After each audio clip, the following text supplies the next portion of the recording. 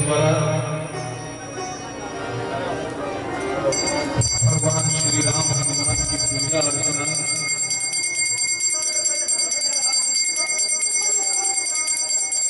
आचार्य श्री व्यास पीठ का पूजन।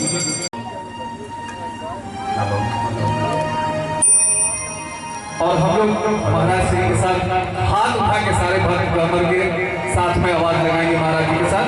जहां तक आवाज जाएगी कान पर कट के दूर चल जाएंगे सारे भक्त। ओम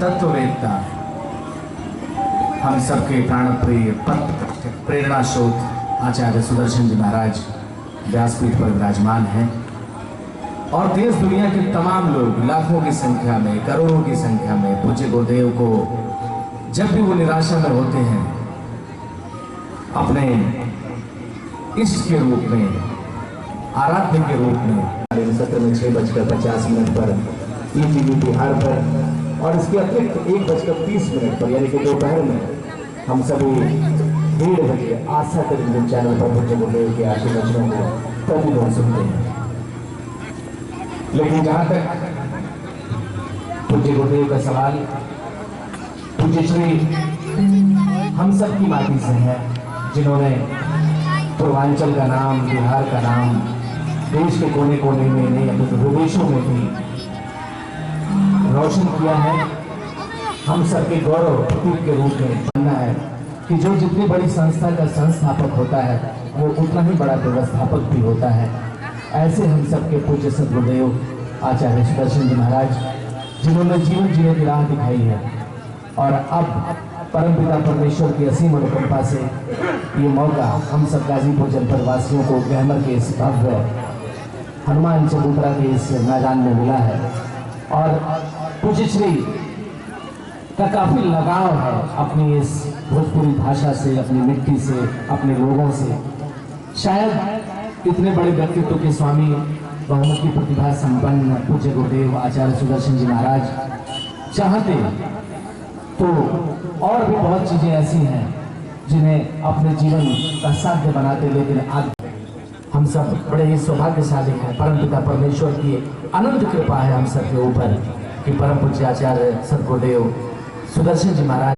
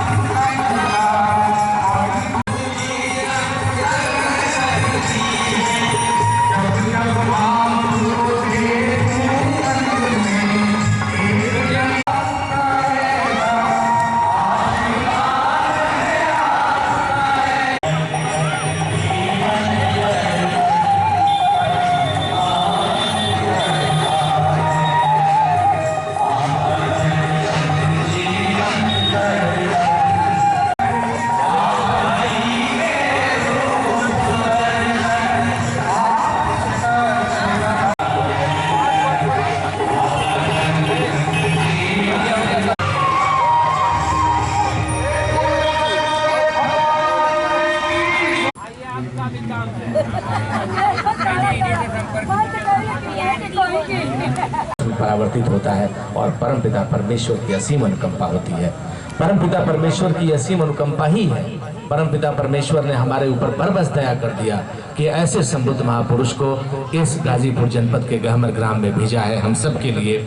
और मैं चढ़ाऊं मैं जिसकी श्वासों में हो खुशबू, उसको क्या फूल चढ़ाऊं मैं, उसको क्या फूल चढ़ाऊं मैं।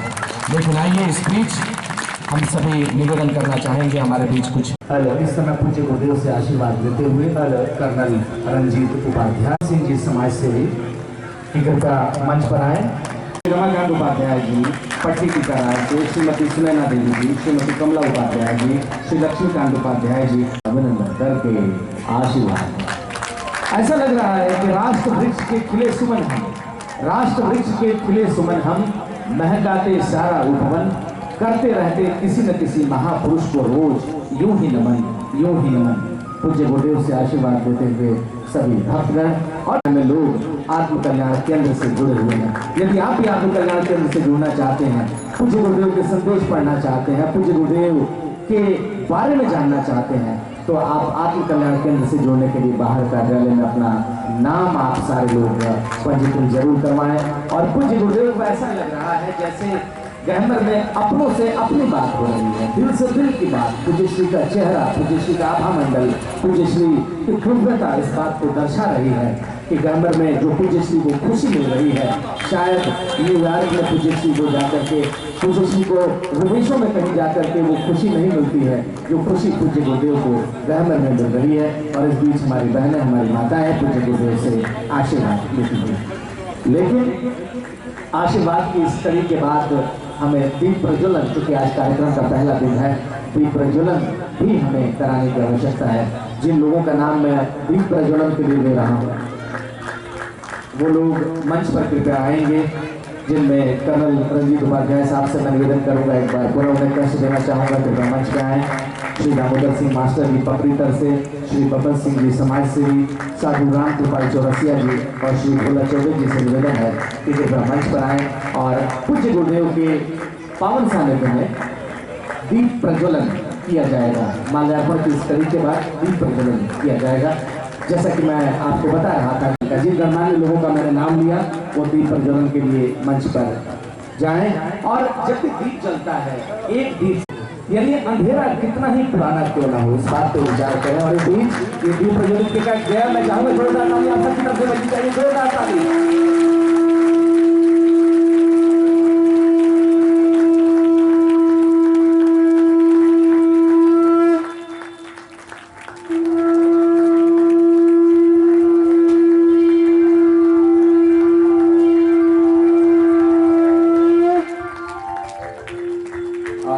दीप प्रज्वलित किया गया और ये गुरु दीप है, सही मायने में कहा जाए। प्रलय की आंधियों में ये ऐसे लग रहा है जैसे दीप कह रहा है कि प्रलय की आंधियों में भी मैं अंत तक जलता रहूंगा। मैं निवेदन करना चाहूंगा कि कहा जाए तो एक बात जरूर मैं खड़ी बोली में बोलत है, मतलब ये ना है कि हमको भोजपुरी बोलना आवेला। हम गाजीपुर जिला से हम हैं, ये वजह से निवेदन कर चाहते करबो तो प्रार्थना की बैठ जाए आप लोग अपनी जगह पर, जितना लोग खड़ा सब अपनी अपनी जगह पर बैठ जाए। तो जैसा कि मैं आपसे कह रहा था कि ये जो कार्यक्रम आयोजित किया गया है 25 दिवसीय विराट भक्ति सत्संग समारोह पूज्य गुरुदेव के पावन सानिध्य में, हम सबके पूज्य श्री से आशीर्वाद लेते हुए समिति के लोग, लेकिन अब से कुछ देर में पूज्य श्री का प्रवचन प्रारंभ होगा। इस बीच में बताते हुए कि पूज्य श्री का कार्यक्रम ईटीवी पर आता है 6:50 पर प्रातःकालीन सत्र में ईटीवी बिहार पर, और आस्था टेलीविजन चैनल पर 1:30 बजे नित्य प्रतिदिन उसे आप देख सकते हैं। आत्म कल्याण केंद्र से कमलवत श्री चरणों में आज पहला दिन है कथा का, इसलिए एक विचार मैं आप सबकी तरफ से रखता हूँ। हे गुरुदेव, आप हमारे अपने हैं, इसलिए कुछ विचार आपके कमलवत श्री चरणों में हम रखना चाहते हैं। काम, क्रोध, लोभ, मोह, मद, मत्सर, अहंकार हमें घेरे हुए है। तो न जाने ऐसा क्यों होता है गुरुदेव कि थोड़ा सा धन मिलता है, थोड़ा सा व्यापार क्या बढ़ता है कि हम अहंकारी हो जाते हैं, थोड़ा सा ज्ञान क्या मिलता है कि हम सिर्फ उपदेश ही देने लगते हैं, थोड़ा सा अधिकार क्या मिलता है हम दूसरों को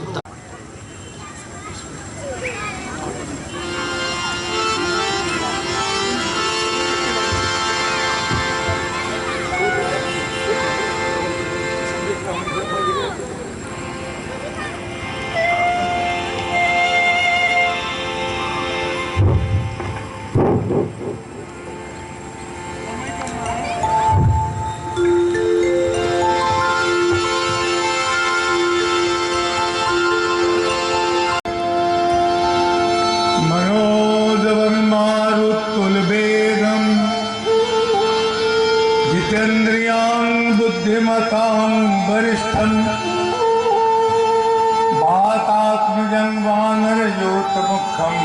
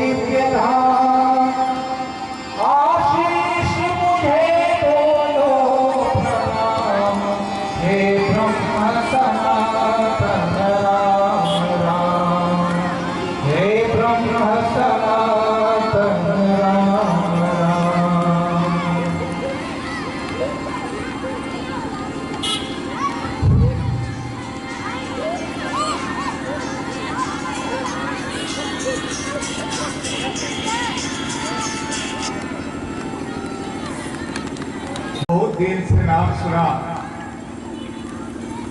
आदि पर वह चली। हम सोचने लगे कि कोई बुलाई तब ना हम जाएंगे, बिना बुलाने जिगेला के बाद तो कोई अर्थ ना हो। संजोग से आपके यहाँ के पुजारी जी भोला शास्त्री जी और भी 4-5 लोग गए थे, तो हम लोगों का दर्शन हुआ। उन लोगों ने कहा कि महाराज जी एक बार हमारे गांव में भी कथा करें।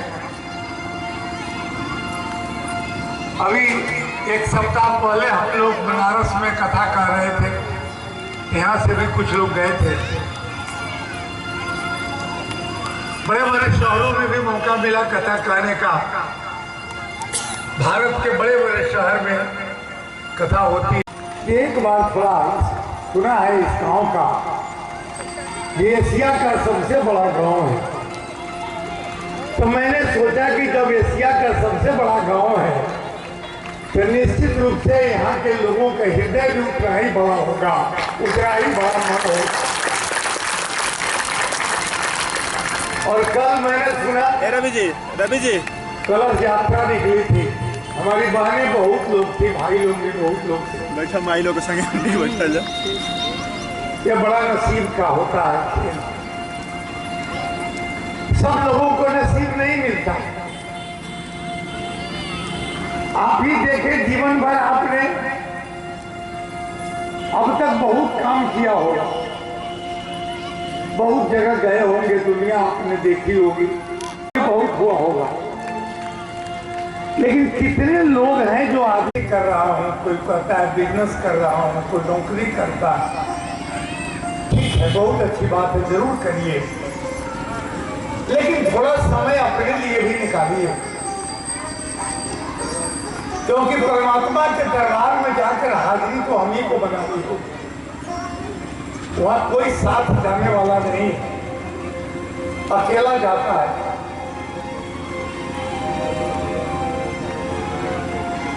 तो इसलिए मेरे भाई बहन, उत्तरा के नाम से जगह गढ़ी है, बड़ा नाम है इसका। सच पूछिए तो हनुमान जी का आशीर्वाद। तो प्रत्येक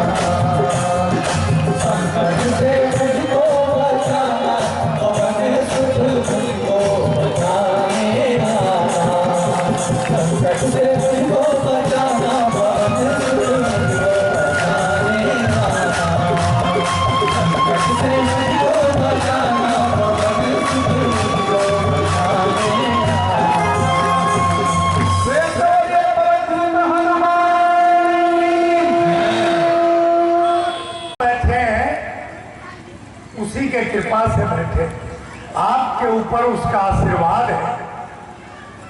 जिस दिन आशीर्वाद कम हो जाएगा आपकी तबीयत ठीक नहीं रहेगी। मोबाइल आप रखते हैं अपने पॉकेट में, आप देखते हैं कि जब मोबाइल टावर से अलग चला जाता है तो आपको बता देगा कि आउट ऑफ रेंज। पोसा बड़ा किया,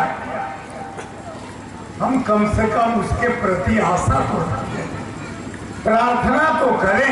हम लोग पूजा क्यों करते हैं? सुबह स्नान करने के बाद खेती गृहस्थी जो भी व्यापार करना हो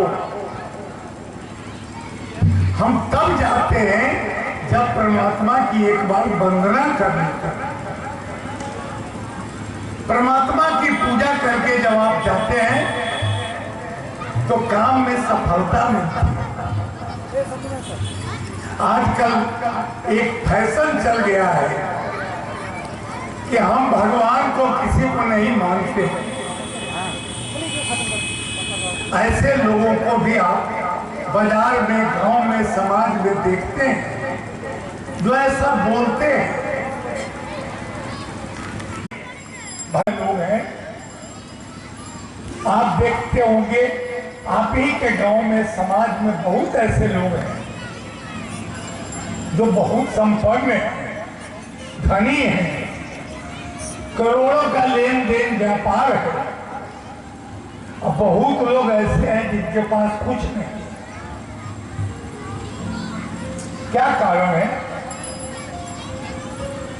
क्या उस व्यक्ति का जन्म केवल धन में हुआ, जीवन भर सुख भोगने के लिए, और हमारा जन्म केवल दुख भोगने के लिए? जरूर हमसे कोई भूल हो रही है। अगर बच्चा, विद्यार्थी कोई फेल कर जाता है परीक्षा में तो निश्चित रूप से जानिए कि उसने पढ़ाई में कोई कमी की होगी। अगर परमात्मा का आशीर्वाद हमको नहीं है तो निश्चित रूप से हमारे जीवन में कहीं न कहीं आश्रम, कहाँ गुड़गांव आपके गांव में आए हैं। क्यों आए? इसलिए कि आपको, आपके साथ थोड़ा कीर्तन करें। कि परिवार की, बेटा बेटी परिवार, भाई बहन, तमाम लोगों की, मेरे भाई को कहे कि तुम गाजीपुर चले जाओ, कहे कि दोपहर में हम ना जाए, बड़ा धूपा। क्या हो गया है? कहीं न कहीं हमारे संसार में गांव मंदिर हुआ करता था, पर पहले के जमाने में हमारे घरों में माताएं, जितनी बहनें हमारी बैठी हैं, हम लोग सुनते थे कि प्राचीन काल में जब भोजन बनता था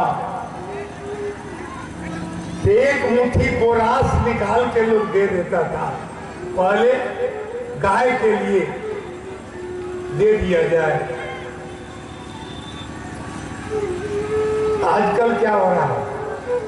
आजकल तो गोरास के कौन पूछे, खाना बनता रहता है, उसी में से हम टेस्ट भी करते रहते हैं। यह संस्कार हो गया हमारा। धीरे धीरे हमारा संस्कार, इसीलिए आज आपके परिवार में राम की जरूरत है। राम आपके पूर्वज है, का पालन किया। मेरे भाई बहन, कम से कम उतना तो कर लीजिए। राम को मंदिर में केवल नहीं, हम लोग सब लोग चले, भगवान को प्रणाम करते हुए मंदिर में से निकाले और अपने अपने घर में, अपने अपने मन में राम को स्थापित कर ले।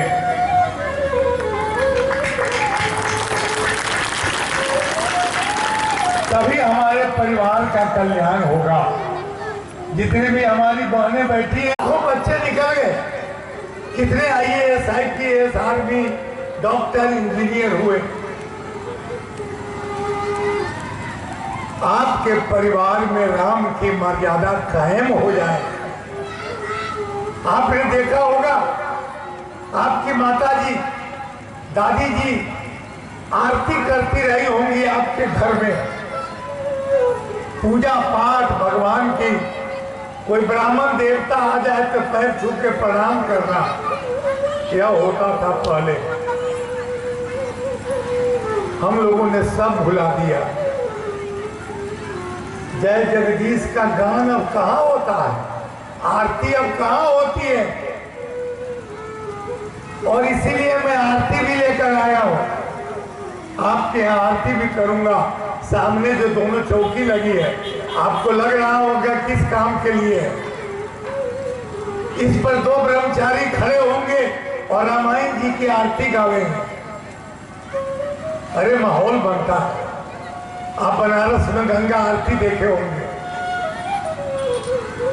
हम आपके गांव में गंगा मैया को लावेंगे और घर घर में गंगा मैया की आरती हम गवावेंगे। देखिए कैसे पढ़ावे।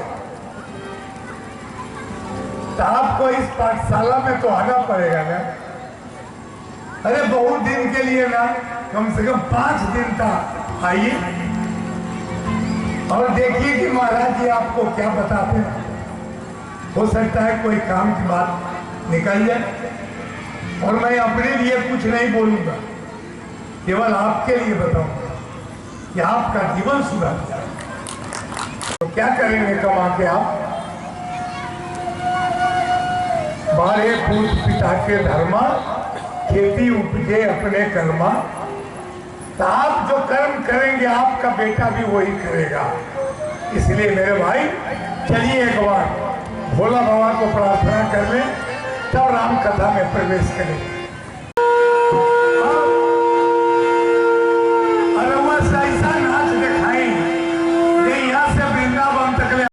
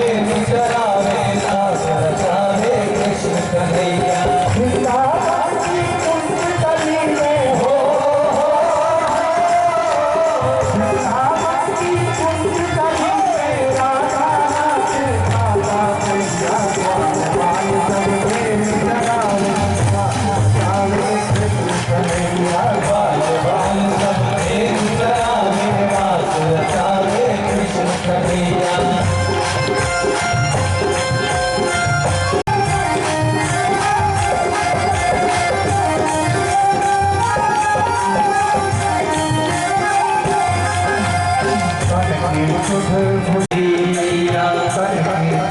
भुला गई कजरी भंवर पति अब मेरी नैया सुध भुला गई कजरी भंवर पति अब मेरी नैया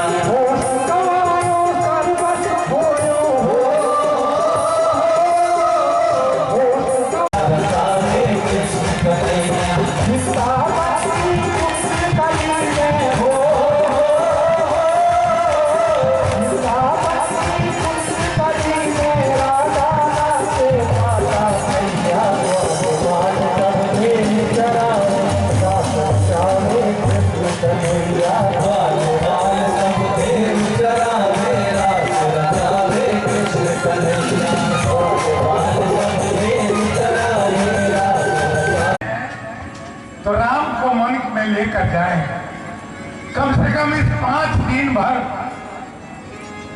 अच्छा विचार, अच्छा आचरण, अच्छा भोजन, अच्छी वाणी का कीर्तन कर लीजिए, तब दर्शन करिएगा।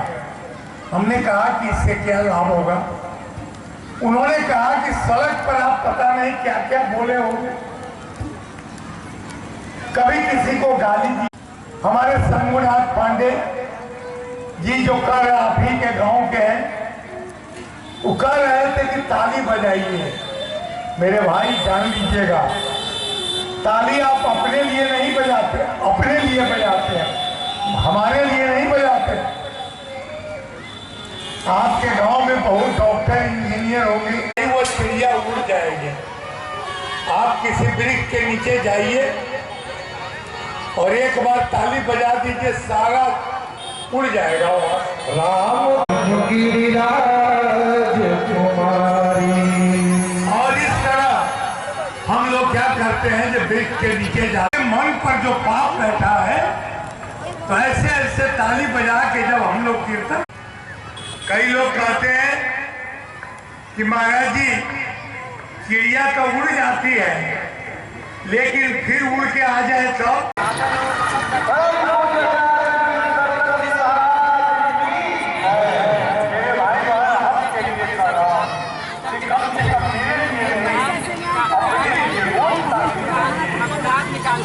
बहुत जरूरी है हर कोशिश करने के लिए। तो चलिए एक बार थोड़ा भंडारी को मनाएंगे, हम शेरवा तपस्या चढ़ाएंगे, भोला बाबा को प्रणाम करके फिर राम कथा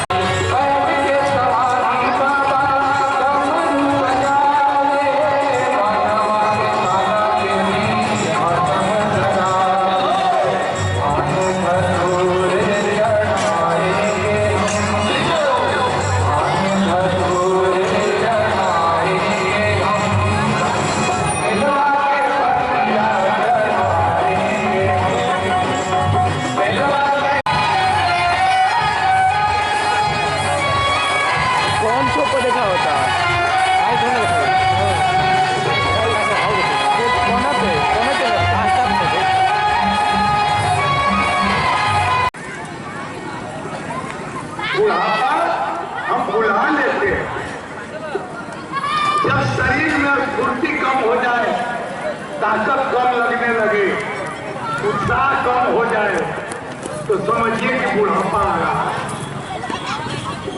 मेरे भाई, मैं तो यह कहूंगा कि आप बुढ़ापा को गेट में प्रवेश करने ही मत दे, मत आने दे अपने पास, उसको स्वीकार मत करें। गांव में लोग कहता है, पूछते हैं लोग कि भाई आप आजकल कहाँ रहते हैं, तो लोग कहता है कहाँ गरीब भाई, अरे मोने के भूखा गई थी। मतलब जब आपको मारने के लिए, अरे बीमारी को आने क्यों दे रहे?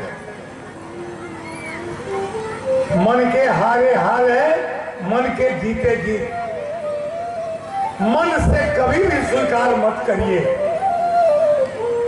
कि मैं नालायक हूं, मैं बेवकूफ हूं, मैं अब खत्म हो गया, कभी मत स्वीकार करिएगा।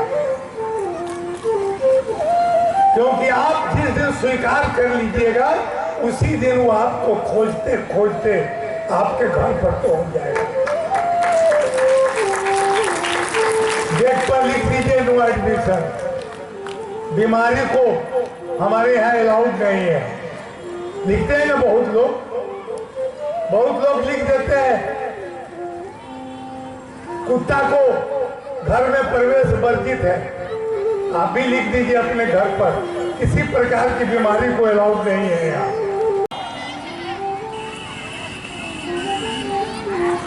कभी भी उदास मत रहिए,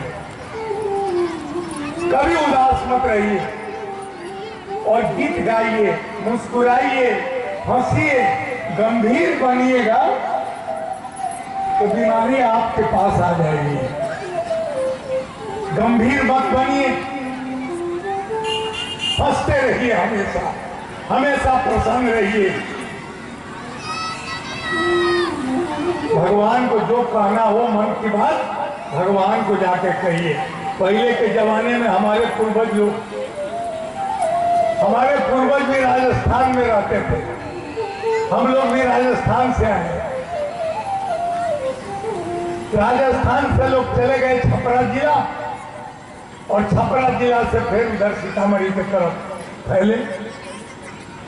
वे लोग कहते थे सट्ठा का पट्टा।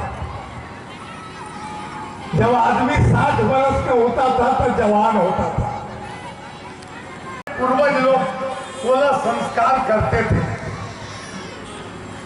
पहला संस्कार था गर्भधारण संस्कार। यह एक पूजा है और जब भगवान का अंश चला जाता है माता लोगों के शरीर में तो उस समय 2-3 बात ध्यान रखनी चाहिए। कभी भी क्रोध नहीं करना चाहिए। रोना कांदना या किसी प्रकार की खराब बात सोचना बच्चे के हेल्थ पर बुरा प्रभाव पड़ता और इसीलिए लोग कहते हैं कि जब कभी माता लोगों के गर्भ में पुत्र या पुत्री रहती है तो अपने कमरे में अच्छा अच्छा चित्र, भगवान का चित्र, गुरु का चित्र, माता पिता का चित्र अपने कमरे में लगा देते हैं। इसका बड़ा प्रभाव पड़ता है शरीर पर। जब सुबह में सोकर आप उठते हैं तो उस चित्र का प्रभाव आपके शरीर पर पड़ता है। हम लोग भी सोकर जब उठते हैं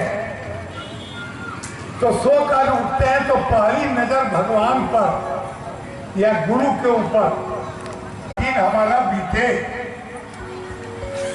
सुबह का समय। इसलिए अपने कमरे में गुरु का चित्र या भगवान का चित्र लोग लगा के रखते हैं। आजकल तो बहुत लोग देखते हैं सिनेमा के फोटो लोग लगा लेते हैं। कुंडली से जब विवाह होता है लड़के या लड़की की तो कुंडली मिलाई जाती है और इस तरह हम लोग देखते हैं। आइए आइए आइए आइए आइए, ये हमारे बनारस के बहुत। आओ आओ,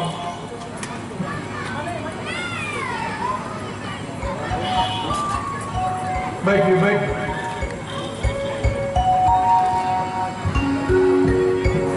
अब आपकी कथा का नाम सुन के बनारस से भी लोग आ रहे हैं।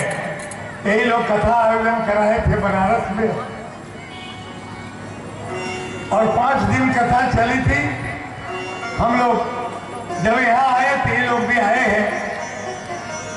तो चलिए एक बार गोपाल बाबू आप भी जरा मंच पर आइए, आइए थोड़ा आइए, आइए। आपको भी गाना सुनावेंगे, बहुत बढ़िया गायक है।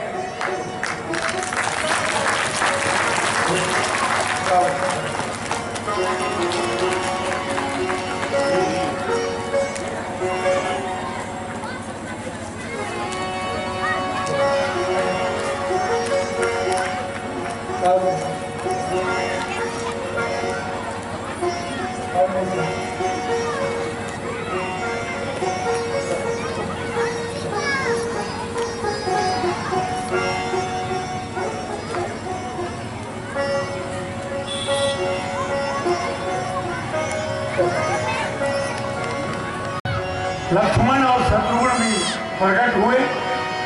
चारों माताओं खबर फैल गई कि प्रभु श्री राम का अवतरण हो गया। पूरे गांव घर में सब लोग महोत्सव मनाने लगे। श्री राम अवध में प्रकट हुए, त्रिलोक में जय जयकार हुआ।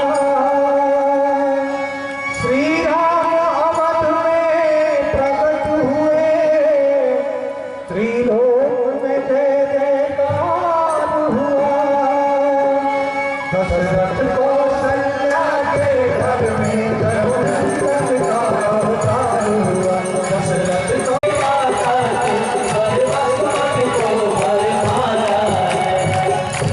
इस बाल रूप के आशीष से अपने को धन्य बनाता है।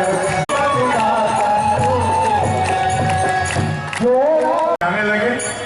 आपके यहाँ भी देखते होंगे कि चैत के महीना में लोग चैती गाते हैं। तो जब भगवान श्री राम, लक्ष्मण, भरत, शत्रुघ्न चारों भाई प्रकट हो गए तो गांव के लोगों ने, गांवर के लोगों ने सोचा कि हम लोग भी चैती गावे। एक बहुत ही सुंदर गीत चैती का हम लोगों ने तैयार किया है। तो चैती गाते हैं भगवान राम के जन्मोत्सव को मनाने के लिए।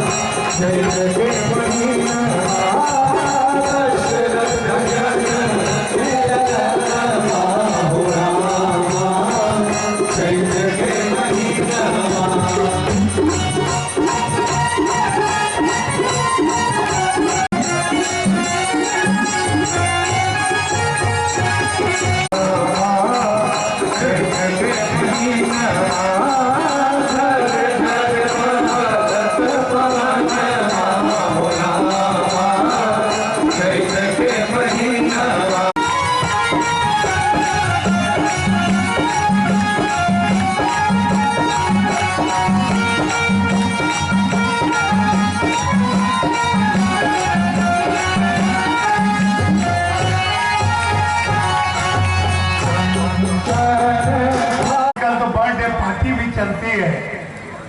पूरे परिवार, गांव समाज के लोग आते हैं और महोत्सव मनाते हैं, गीत गाते हैं। तो भगवान राम के समय में भी जब लोगों को पता चला, गांव वाले को, तो गांव के लोग भी दौड़े दशरथ जी को बधाई देने। आपको भी कहेंगे कि अगर किसी के घर में शादी विवाह हो तो आप भी जाइए, उनको बधाई दीजिए, ताकि आपके घर में भी जब कभी भी ऐसा मौका हो तो आपके पास भी लोग आवे। गांव समाज का यही मतलब होता है। तो इस तरह जब गांव के लोगों को पता चला तो गांव के लोग, स्त्री, पुरुष, बाल बच्चे सभी लोग आए।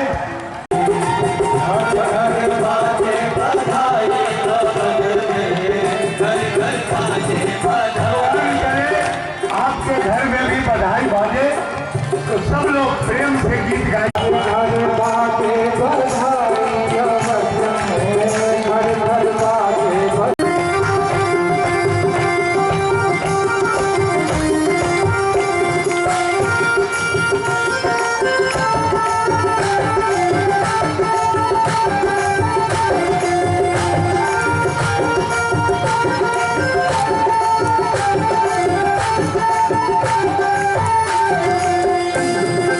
जब तेरा अवध में आए तुझ सगन भुलाई हो।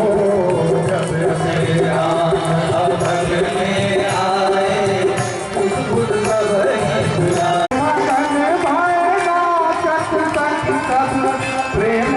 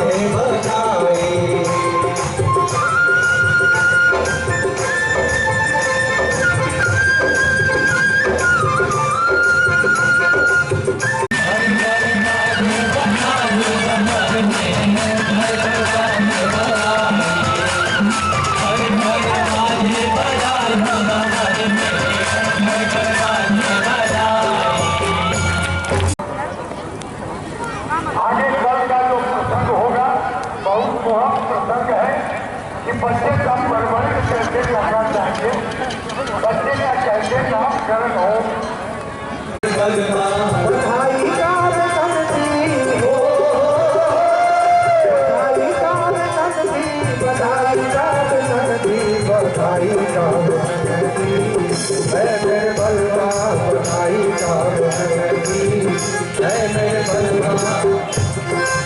भगवान राम के जन्म को देखने के लिए सारे देवी देवता लोग उपस्थित हुए।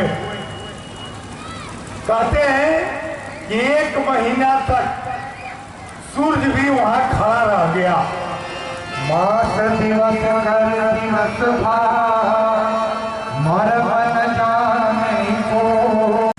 हम राम जन्म देख नहीं पा रहे हैं। सूर्य वहां पे 1 महीना से खड़े हैं। भगवान ने कहा कि आपका कहना सही है। अब सूर्य वहां से हटने का नाम नहीं ले रहे हैं, तो इतना तो हम अभी कुछ कर नहीं पाएंगे, लेकिन आपको एक वचन देते हैं कि राम का जन्म 12 बजे दिन में हुआ था, जब सूर्य वहां उपस्थित है। जब हमारा अगला जन्म कृष्ण जन्म होगा तो हम जब कृष्ण के रूप में जन्म लेंगे तो 12 बजे रात में जन्म लेंगे, तो उस समय सूर्य नहीं रहेगा। हो गया। अब उनको पूरी अयोध्या को, पूरे ग्रामर को मैं आज सबका हार्दिक अभिनंदन करते हुए द्वारा अपनी वाणी द्वारा स्थान बनाने का आपको छोटे छोटे स्तर से समझाने की कोशिश करते हैं कि आपका जीवन सफल हो जाए। ऐसा संत पहुंचा हुआ संत आपके बीच में आए। तो मेरा आप लोगों से निवेदन है कि आप आए, कथा में जब भी आप आए और